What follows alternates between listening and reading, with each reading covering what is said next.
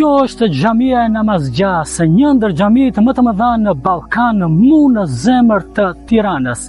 Pra, kjo është një xhami me një arkitekturë mjaft të përsosur dhe shumë interesante. Ja, siç mund ta shihni edhe prapa meje, shumë vizitorë të huaj, përveç atyre besimtar, vinë dhe vizitojnë këtu në shtetin shqiptar.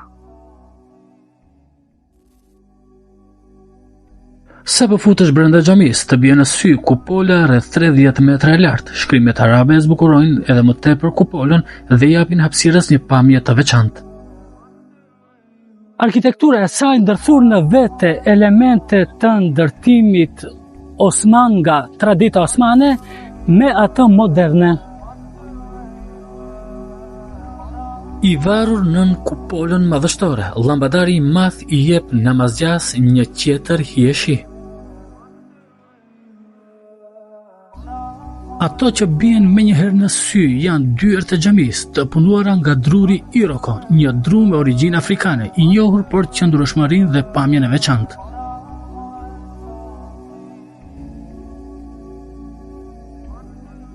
Emri Namazgja rrjedh nga turqishtja osmane dhe në shqip do të thotë vendi ku falet namazi.